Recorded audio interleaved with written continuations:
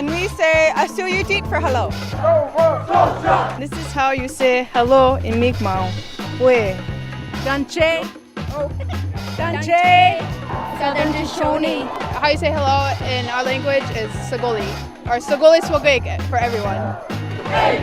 How you say hello in Blackfoot is Ukki. We are from Cochiti Pueblo.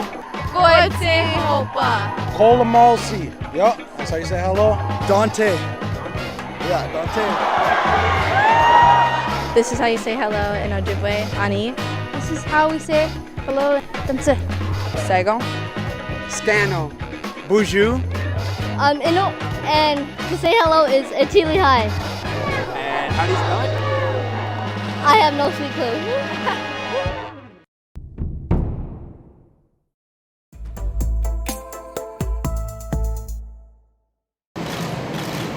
A war bonnet symbolizing leadership placed on his head by his uncle, a residential school survivor.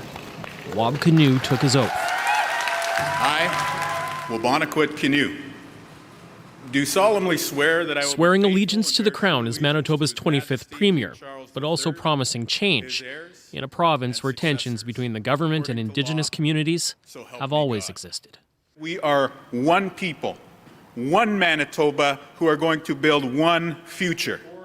As an Anishinaabe, Kinew is the first First Nations premier of a Canadian province, after the Manitoba NDP won a majority earlier this month, largely on promises to reform healthcare and make life more affordable. People in this province came together to decide that you wanted a change in government, you wanted us to focus on healthcare and affordability, and that's exactly what we're going to do. But reconciliation will also be a top priority, Kinew promising Manitoba's Indigenous leaders a greater voice. Our government will recognize you for what you are, the leaders of governments. His swearing in today leaned heavily into the symbolism of a First Nations man ascending to the role of First Minister. It really is Manitoba's true act of reconciliation, and I want you to think of it that way. I want you to think of the fact that we are now entering a new phase.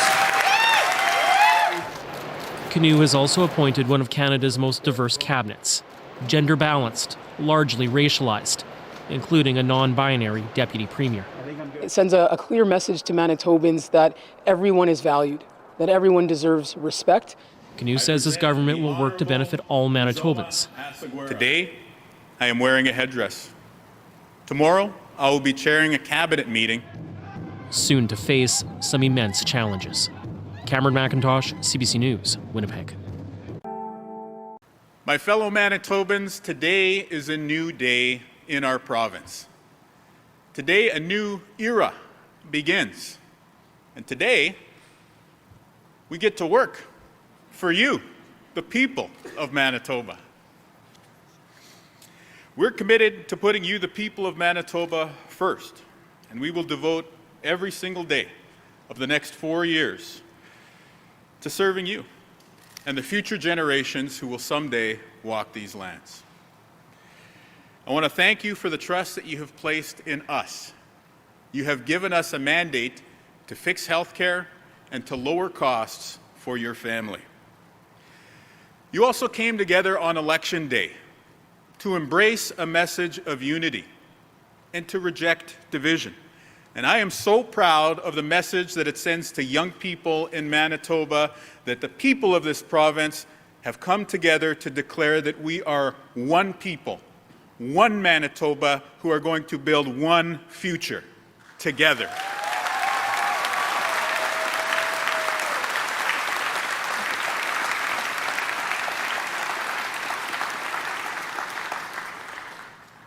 Today, Manitoba now has a Jewish lieutenant governor, an Anishinaabe premier, a gender-balanced cabinet, and a government MLA team that represents many walks of life from so many regions of this great province. And I believe that this sends a message to every young person in Manitoba that no matter who you are, no matter where you come from, and no matter which barriers you have to overcome on your life's path, that the road to success is open for you.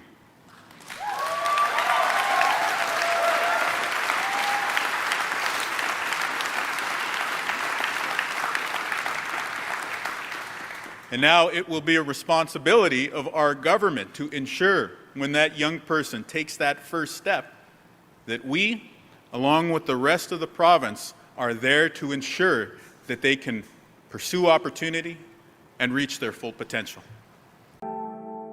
This event that we are participating in, and what we have participated in for the past several weeks, if not months, really is Manitoba's true act of reconciliation. And I want you to think of it that way. I want you to think of the fact that we are now entering a new phase.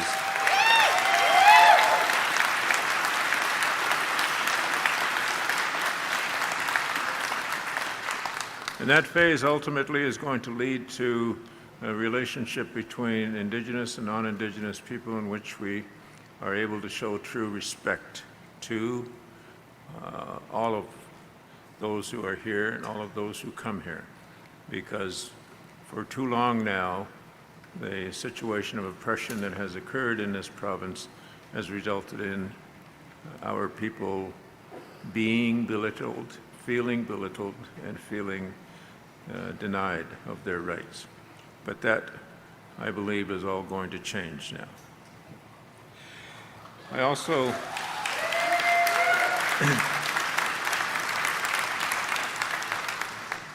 want to say that in my advice to members of the Executive Council who are going to be recognized here today, as well as all elected leaders and all of those others in the community who are holding positions of leadership, I want you to know that leadership is an important part of what drives a community.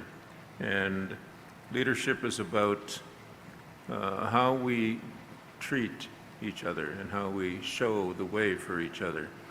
And in order to be a good leader, you have to love the people. We saw that in Wob's remarks on election night, and we will continue to see it, I'm positive, as we move forward.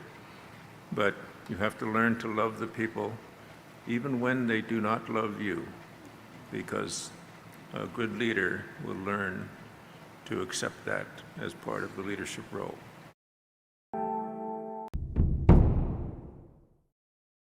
I know that there's some questions I'd love to hear from you of your response to some of the things that he was saying about his dream. At St. John's High School, students spent part of the afternoon talking about the provincial election with Principal Doug Taylor. The results left grade 12 student Joshua Dare feeling inspired. We're the next generation, and that it will be our responsibility next to help watch the communities and see what happens next. Wob Canoe will be the province's first First Nations premier. In Canoe's victory speech, he talked directly to Indigenous youth. And so to young people out there who want to change your life for the better, you can do it. But here's the thing. You have to want it. You have to want it. Canoe says he was given a second chance in his life, and others can do the same. My life became immeasurably better when I stopped making excuses and I started looking for a reason. That part of his message is resonating with students upgrading their education at the Neeganon Centre's Aboriginal Community Campus. 31-year-old Donna Daniels and 28-year-old Donovan Peranto say Canoe's speech helped reinforce the path they're on is the right one. It's a struggle. Like at first I was working as a single dad. I didn't know if I wanted to finish school or anything, but I decided to come back to school, sober up, and here I am. It gave me motivation, and I hope it resonates with a lot of other Indigenous people that come here and want to get that second chance. 15-year-old Kyrie Barkman says Canoe's speech empowered her to make a difference in First Nations communities, specifically making sure they all have clean drinking water. It pretty much inspired me on to talk about the problems that we have to go through being Indigenous youth. Dare says communities will rely on Canoe to help make a difference. His duty to make sure that He's a good example for the next generation of Indigenous youth and First Nations. Canoe vowed to be a government that helps people who take the first step to help themselves. DARE's paying attention to that promise. Josh Crabb, CBC News, Winnipeg. Different cultures, traditions, and languages, where food unites them all. Celebrating our communities and families through recipes. Time to Eat, stream free on CBC Gem and CBC News Explore.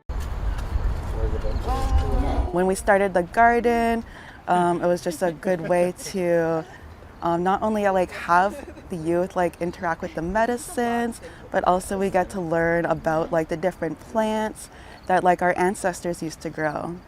Hi, my name is Harmony Shkakagan. I'm from Wikwemikong. I live here in Ottawa in Algonquin Territory.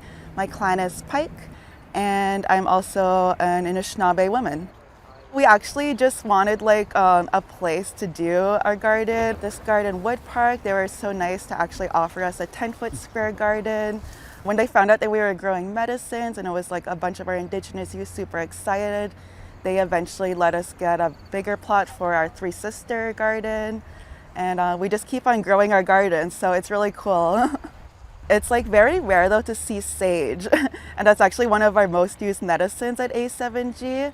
It's one of our most requested medicines. So it's really cool that we actually are able to grow some here, even though they're not naturally. One of my favorite plants that we're growing here is wingash, which just means sweet grass. That is also one of the 4 sacred medicines. It always reminds me of home. Whenever I'm with the sweetgrass, I always think of my dad and basically the 7 generations of my past. So when we braid the sweetgrass, the first strands of 7 strands of sweetgrass, it's actually to honor our 7 generations of the past. Then the second 7 strands is usually supposed to represent your present, so kind of where you are now, and reminding you of the 7 grandfather teachings. Then their next 7 bunches is for the 7 generations that are yet to come. So that's when I'm doing all this medicine harvesting and how our garden keeps growing, I think about all the future youth that are going to be with A7G, and not just next year, but for the next 7 generations, and how they're going to benefit as we continue to grow this garden. My name is Gerald Zong. I come from Opipwan Napiwin Cree Nation. I am OG Cree, or Ojibwe and Cree. I started helping out with the garden last year. My grandmother actually had a little garden in her backyard, and she was a very had a green thumb, if you will, really good at growing different types of things. So we always had rhubarb, carrots, potatoes. She passed away in 2016. So when I went back for her funeral, I got to see a place where I grew up, and it was one of those things I was you know what, I want a garden again. So we got abalone here as a shell we usually use for smudging. This one was gifted to me by my mom, and it's part of my little medicine bundle. So when I go anywhere with my medicine, I walk in a good way, hopefully to gain more knowledge, because a lot of it's been taken away from us through the history of Canada. I take care of these like they're my grandparents, whenever I put them down gently, and when I take them with me, it just gives me that a really good understanding of where I came from and where I'm going. My name is Annalyn Jones. I'm Ojibwe from Garden River First Nation. Grew up here in Ottawa, actually in the West End. One of the first big events that I helped out with from A7G back when I first started helping out was we had a big fall feast, and we probably fed about 200 people, and we were just cooking all day actually at the Branson Center. Me and Gerald actually were cutting carrots for 2 hours, and our fingers were turning orange just to put them in all the dishes, and it felt really nice to be able to cook for people. I'm not a very good cook, but I tried my best, and we tried to include as much traditional Indigenous food, and that always makes people happy when they can have that food here in the city. Oh my god, look at this guy.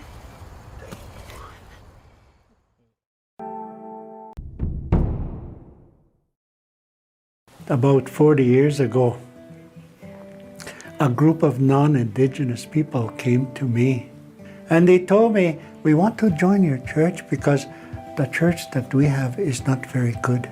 I said, when you come and join this church, you're welcome to. But when you do come, I said, I need you to pray your own way. That means I want to learn your culture too. And to non-Indigenous people, we will do our work on our side regarding this truth and reconciliation. In fact, we've been saying these things for quite a long time, and we have not been listened to, we have not been understood. Now you need to give us back our land so that we can follow our own way of living. We want to share that with you. We don't want to burden you with all kinds of different things. And you too, you can do the same thing too. You tell me who you are, because I don't know who you are. And you can do the same kind of healing that we're trying to do as well. I want to accept everybody as a human being. The trees out there, the snow that's out there, the wind, everything belongs to everybody. I think we could live together.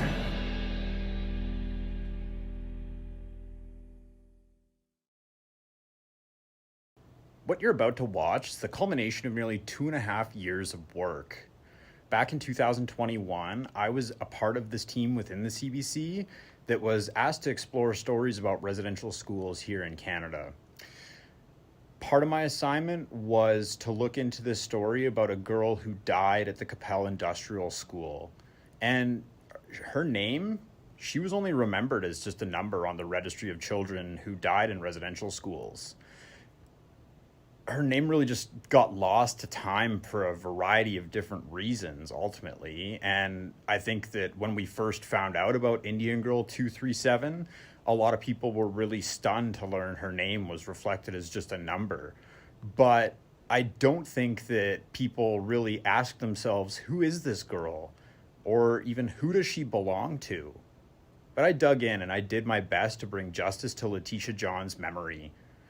The banner and the registry where her name is replaced with just a number, it's not updated yet, but I hope that this work can bring some real and tangible change for her living family members today. And I hope that it compels someone out there to take some time to look into the archives that the National Centre for Truth and Reconciliation and Library and Archives Canada has on hand about residential schools, because there's a lot of information there. And I know that there are more children who died at these institutions, and their stories and names, they need to be known too.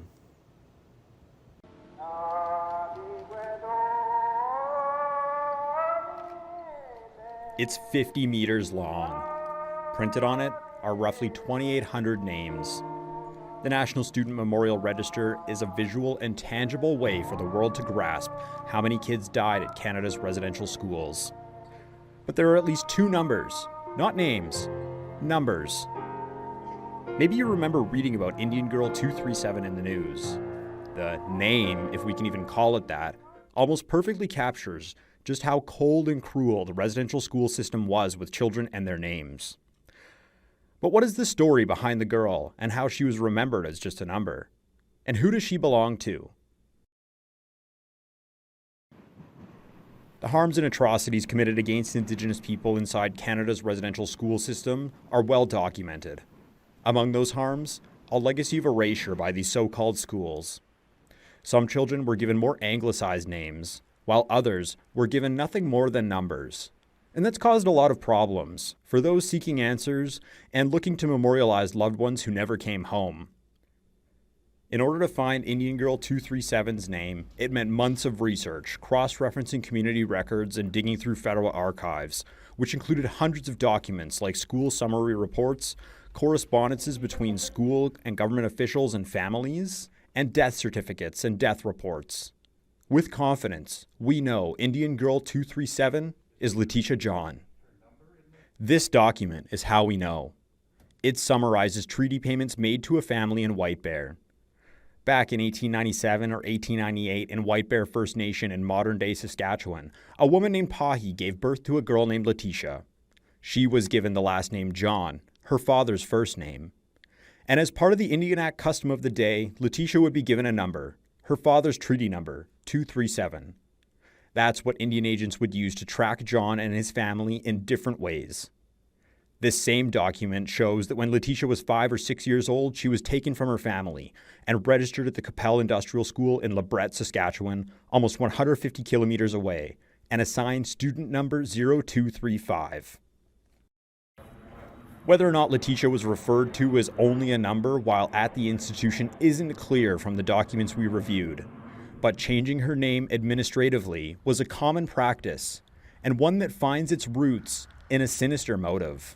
It creates this sort of profound destabilizing effect, which is exactly what federal Indian policy was trying to do: destabilize, undercut, and replace Indigenous cultures to support the process of colonization. And so naming became a powerful site of this struggle over policy and direction. Letitia died in 1912 from tuberculosis. The disease was deemed a crisis in the schools in Canada, caused in part by poor construction and ventilation. It killed half of those who died in the institutions, and tuberculosis was particularly intense on the prairies when Letitia was alive. Despite that, in 1912, the year she died, the principal wrote the health of students was good, sanitary precautions were taken, contagious diseases were isolated, and ventilation was attended to. Taking away children's names was the first step in the institutional process of cultural eradication, Carleton says. But it disconnected families in numerous ways, including making it nearly impossible for some families to find out what exactly happened to their dead children. And it's impacting our understanding of the institutions today, too. It makes it very difficult to go back into the records and find out, who's who, where did they attend, for how long. All of these complications in the records makes it very difficult to understand survivors' experience. In 2015, after the Truth and Reconciliation Commission's final report on residential schools came out, the National Centre for Truth and Reconciliation was tasked with creating a registry of names of children who died at residential schools. That was a response to the Commission's call to action number 72, which called for a registry of children who died at the institutions. The National Centre created and released the National Residential School Student Death Register online and in physical form back in 2019, but with a caveat. It acknowledged the list was far from complete, and an extensive amount of work still needs to be done to truly identify all the children who died at residential schools. Today, that message is the same. As our knowledge increases, as the investigations continue, when we get a better understanding of who was lost and the circumstances of that loss, we will continue to add to that. So, how do we know that the girl named in the White Bear Treaty Annuity Doc is the same girl who died at Capel? Her treaty number 237 was found in an administrative correspondence between the industrial school and the federal Indian agent marking a student's death. The same letter only referred to Letitia as Indian Girl, number 237, from White Bear's band, the White Bear First Nation in modern day. That's how the NCTR was able to identify her on its registry. In another letter found in the federal archives, we found part of the same series of administrative communications about a student's death, where the name Letitia John and treaty number 237 of White Bear's band both appear. In a different federal archive, we found Letitia's death certificate. That document shows student number 0235, Letitia, who was 13 or 14, died of tuberculosis on February 12, 1912 at the Capel Industrial School, and it mentions her treaty number was 237 at White Bear. The White Bear documents we have say 2 girls dead in 1912. That's Letitia and her sister. The National Centre says additional correspondences we found are likely part of the archives it already has, but it currently has millions of documents on hand that it's working its way through, compiling a list of children who died in the institutions. I shared news of our findings with White Bear Cree Nation on the eve of the community's first ever National Day for Truth and Reconciliation gathering in 2021. We come from a place that has much history, and to be able to move forward, we need to address some of that. So it's only fitting that we have this privilege, because of others' research to bring closure. Identifying and naming those who died at residential schools is important for the chief at the time and at Lone Child. She says it makes it more real to know someone's name, instead of just knowing someone may or may not have died in the institutions. Lone Child would like to find Letitia's living family members, but so far, no living family has been located. But I do believe in the families, and that they know their people and they know who they've left behind. Externally, the systems, the records, might say something different, but I believe in our people and our people's governance.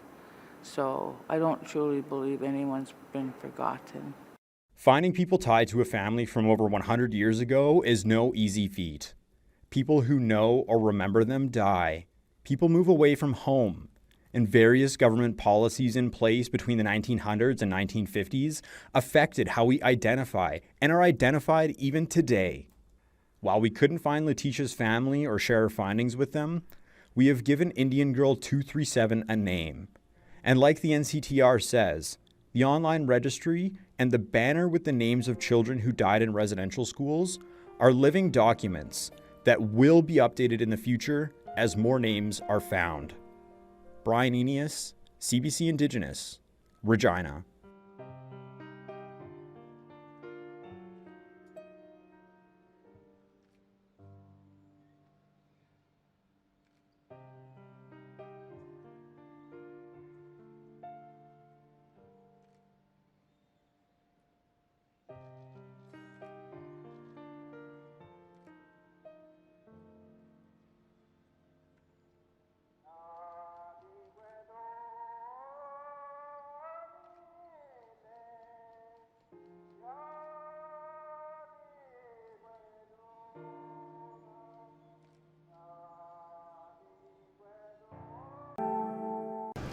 This is Ottawa, and unlike much of the land throughout this country, the First Nations here never signed a treaty giving it up for settlement. That makes it unceded. In fact, First Nations and Europeans have a long history of treaty making in what is now Canada, going back centuries. For the National Day for Truth and Reconciliation, CBC Indigenous got an all-access tour of where the original treaties are stored at government vaults in Gatineau, Quebec. While officials there seek to balance access with preservation, some are asking other questions. Namely, what role should First Nations play in the preservation of their own priceless heritage? Here's a look inside the vaults.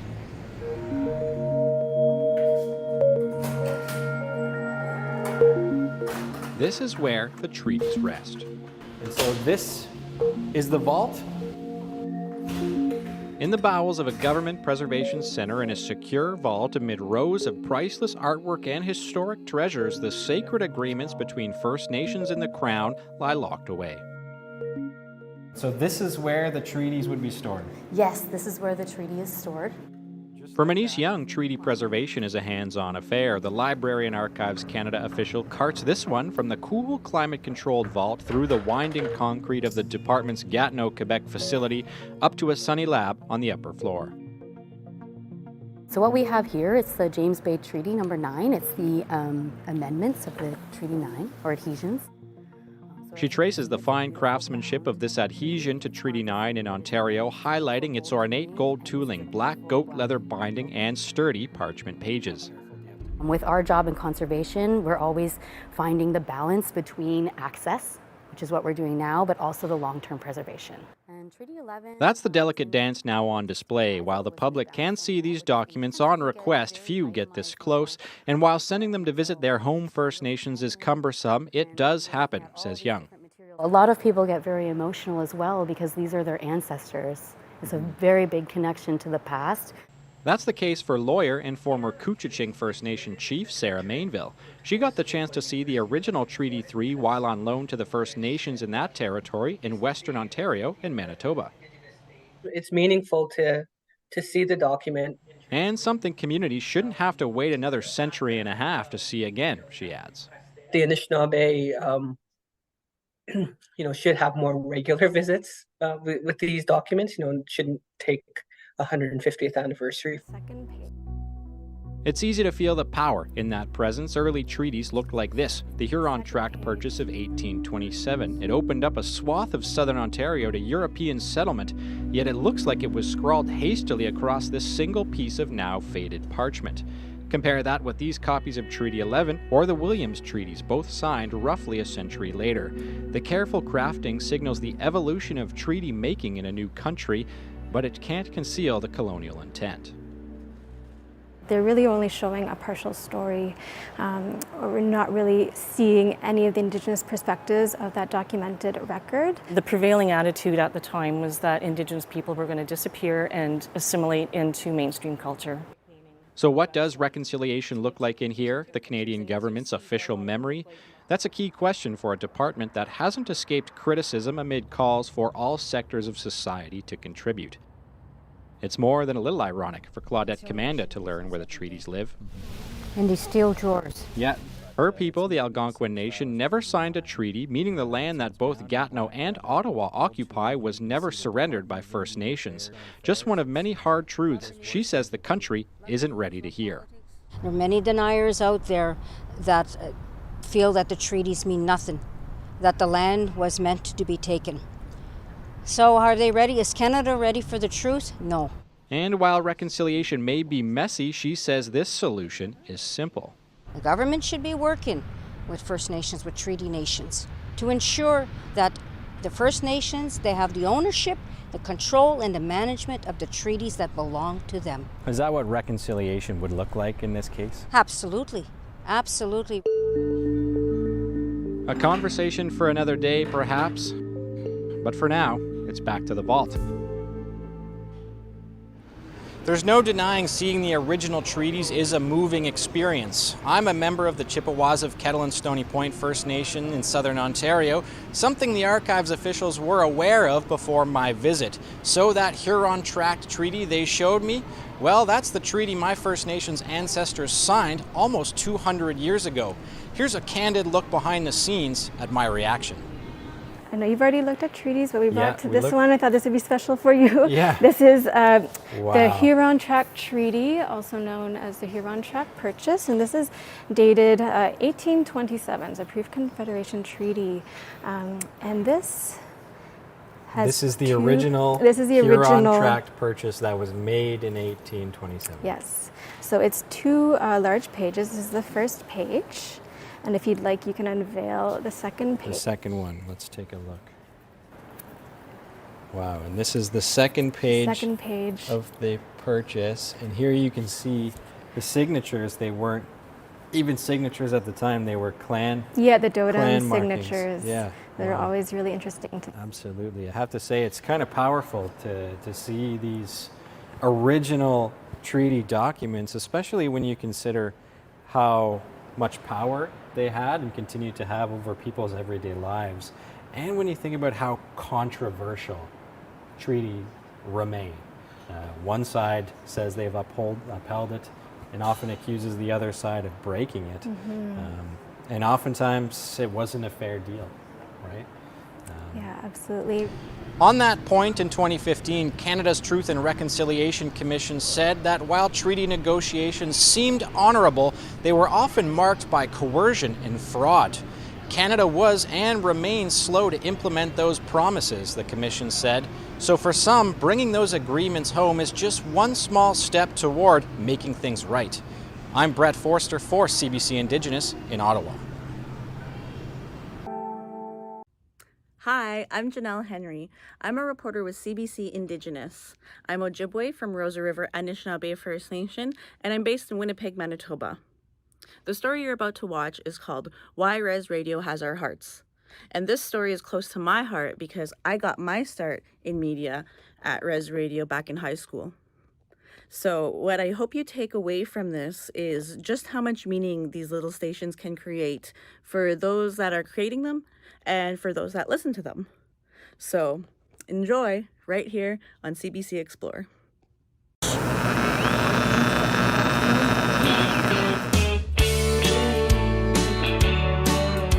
So where are you from? LA. Lake, Manitoba. Island Lake, and where are you from? I am from Fisher River, Manitoba. And where are you from? South Indian Lake, Manitoba. Okay, so what was your first experience with Res Radio?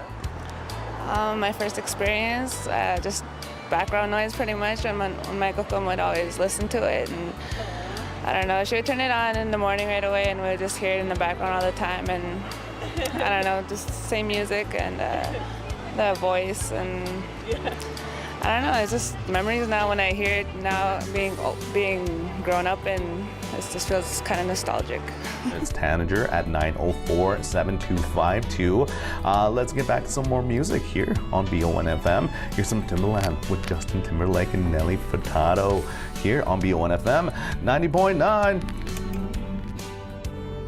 It's only been just over a year since 90.9 BON FM hit the air in the Broken Head Ojibwe Nation. And right around that same time, Mike Maple started his dream job. Res Radio is different just on the community aspect of, being Nietzsche native and passing that knowledge on. On air, he's known as Uncle Mike. And he loves to play and listen to music all day long. Hey everybody, welcome back to BON FM 90.9. That was Ariana Grande with No Tears Left to Cry. I hope you guys are having a good time. He also does news announcements, makes commercials, and does live hits out in the community. He is the only person working at this radio station. And he takes every opportunity to get others on the air. Tacos, if you guys want to call it, be specific about it. But we need our people in the media because not only it builds jobs, it builds truth, and we can get our stories and stuff out there. There are just over 150 Indigenous radio stations in Canada. Some have been in operation for over 40 years, and some are just starting. First time I heard it was when I went with my cousin to visit his grandparents in Peguis. Oh, yeah. And they were listening to the radio and doing bingo. I think a song that reminded me of back home would be Ernest Monius, If I Wanted You, Girl. Can you sing it a little bit for us? Just kidding. No. Just kidding. Girl. There we go, yeah. So what's some songs you would always hear? Oh, you always like Hank Williams and all the old tunes, right? Like, Yeah. Because that's what because they go by more of the older generation, right? Like what they want to listen to. Because a lot of the young kids, they want to listen to hip hop and well, there's stuff that you can't understand. Even the bougie Nietzsches reminisce about Res Radio. Like any ACDC. I was just going to say, any ACDC is a classic. Yeah, like Thunderstruck for sure. Another fan of AC/DC, musician Garrett T. Willie, points to some older but classic Res jams. Indian Car, I think. I used to hear that quite a bit, and it wasn't played on very many other radio stations, so that comes to mind. A lot of John Fogerty, Bob Seger, Taking Care of Business, Randy Bachman, of course. Res Radio is basically just a radio station on the res, like BON FM, but with very little oversight to operate. Mostly anything goes. That's because back in the late 70s and early 80s, the CRTC recognized the need for Res Radio and thought of ways to make it more accessible for remote First Nations. And so when you were out there, did you listen to their radio stations? Well, you had no choice. What else are you going to listen to? Wi-Fi is crap. So. Would people call in? Oh, yeah, all the time. What kind of things did you hear on there? A lot of crazy stuff. Stations could be set up as long as they're not interfering with other commercial stations and weren't broadcasting too far away from the res. And because these stations are limited in human resources, they aren't required to do a lot of the paperwork, like keep music logs. That way, the res stations can just focus on their programs, supporting community efforts and language. So we're going to do a Buffalo bingo get that going for the radio station to start generating money into the radio and into the community. Once we get that going as well, we're going to start employing people weekends, evenings, nights, on locations, and everything like that too. Everything in between. But Maple envisions a future where these stations are more connected with each other to share news and information more widely. He says it would be good because so many of us have connections to more than one First Nation. Be that brother-sister relationship where we should all be coming together instead of, trying to be separate individuals and in different radio rooms where we should, if we all come together, our news, our music, everything gets out there. It's waking up in the morning with my grandparents. It's all you would hear. Saturday mornings, cranking up the fiddle tunes or Johnny Cash, all the old singers. Someone who knows a little something about operating Res Radio is Pat Richard. Richard is one of 4 DJs from Sandy Bay First Nation Res Radio 106.3 FM. He started volunteering 12 years ago, the same day the station opened up. I'm William Patrick Richard. I'm a DJ of Sandy Bay, our community. If you want to listen to 106.3 FM, just tune into sandybayradio.net. That's all you gotta do. All the good music's there. It was August 23rd, 2011 at noon when Sandy Bay Radio first hit the air. As soon as he heard it, he drove straight down to what he now calls his radio shack to be nosy and hasn't left since. But I loved it. I still love it. That's why I'm still here. I don't think I'd like to quit this job. I love it. Richard is on the air early in the morning, Monday to Friday, 6 a.m. to 1 p.m.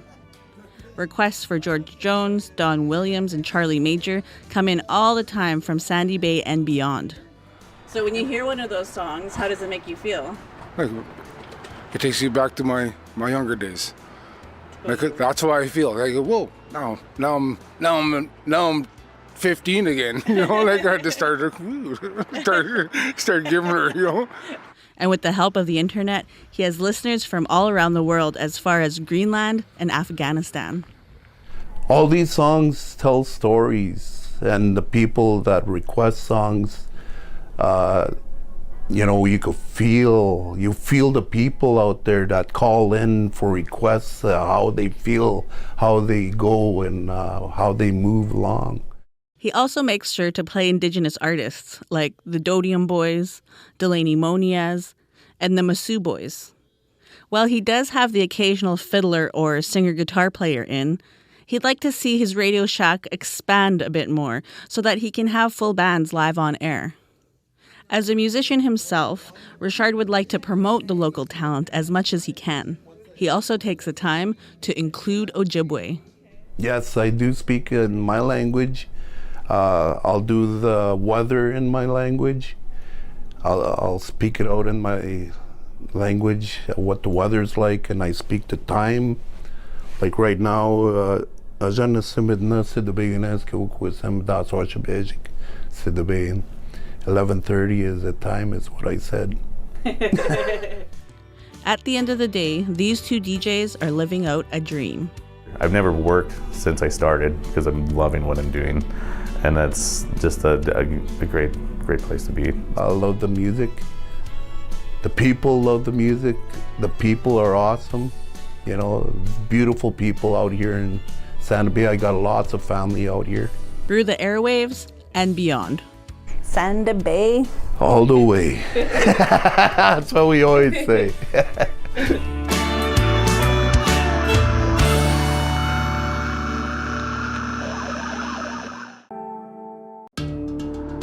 Danse, Anin, bonjour, hello, and welcome. It's really fascinating that we can still use our language in this day and age. Canada, go talk to Ali. I always think about my audience. They always on my mind. Thank you to Inuit who have always been sharing their stories. That's the story of our people, never giving up. Music has been a powerful tool for you. Yeah. It's gotten you through a lot of dark times, which is why we wanted to bring a little extra into this momentous day. September 30th is about honoring the stories of our residential school survivors, our families, our mothers, grandfathers, fathers, grandfathers, kukums. What do you think about on this day? I think about my grandmother and grandfather. May they rest in peace. They were definitely the pillars of my family, and losing them was definitely some of the hardest times that we've gone through. And I don't think we've ever really recovered from it yet. But my grandmother was such a beautiful woman. She was a counselor in Split Lake for a number of years.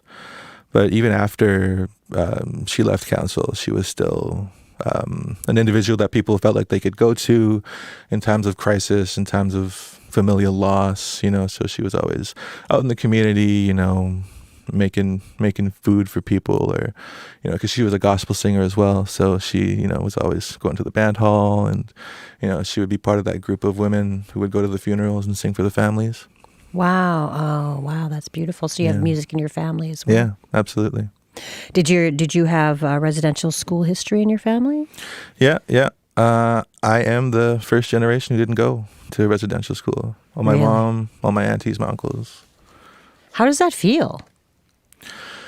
I mean, it's kind of crazy because I was born the year that the last residential school closed, which is 1996, so it's kind of like got lucky there a little bit, But, you still definitely feel the effects, growing up, and, especially being born to like a younger mom, there were like times where I like wake up to a party or something like that sort of thing. So, but, we did our best.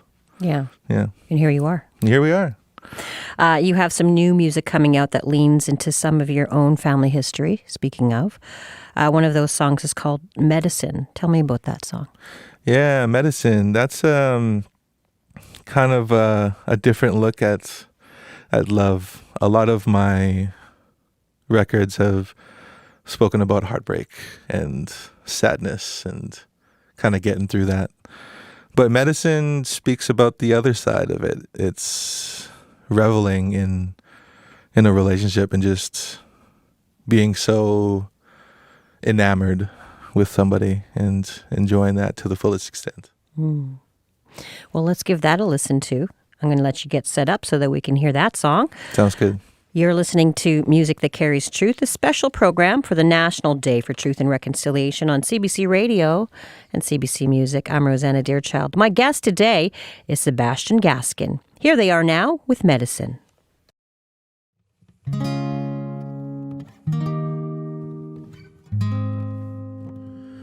My baby, she a dancer. Yeah, my baby, she a cancer. She got me so enamored. Yeah, she got the golden standard. And she hold me down when I'm touching roll. Give it to me dirty when I'm getting home. Give it to me straight when I'm acting so out of character when I'm out the dome. And she got me like way out, hey out, hey out, way out, hey out, hey out, way out, hey out, hey out, way out, hey out, hey out. If you with it, we should kick it when I'm back in town. I'll be there in a minute, baby, hold it down. Cause you know I've been smoking and this liquor brown. And I'm about to tell you how I feel right now. Cause lately I'm starving and I'm trying to eat. Sunday morning we be tangled in the sheets. Cause I've been on the road for like a couple weeks. And baby, we ain't nothing but some lovers. And she got me like way out, hey out, hey out, way out, hey out, hey out, way out, hey out, hey out, way out, hey out, hey out. It's you and me forever, we don't need nobody else. You lift me when I'm out and not believing in myself. You give me all your strength when I be down and needing help. It's you and me forever, baby, sickness and in health. And ooh, sometimes it gets complicated. stuck in miscommunication. Sometimes we get frustrated, but I'm here for you and everything you do. Got me feeling like we made it. Finally on top, we're singing. Girl, you got me like way out, hey out, hey out, way out, hey out, hey out, way out, hey out, hey out, way out, hey out, hey. Girl, you got me like way out, hey out, hey out, way out, hey out, hey out, way out, hey out, hey out, way out, hey out, hey out.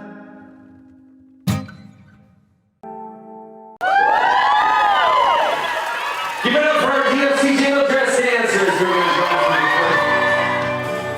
I was wondering if the Jingle Dress Dance girls would join you guys up for a song on stage. Absolutely. It was fantastic. Oh my God, that was so much fun. I was so nervous coming on stage.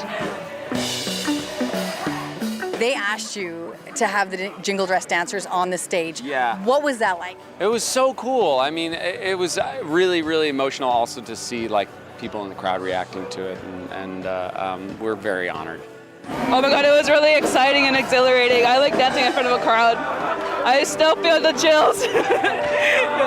Can you believe that you were just up there with ex-ambassadors? No, but it'll sink in later.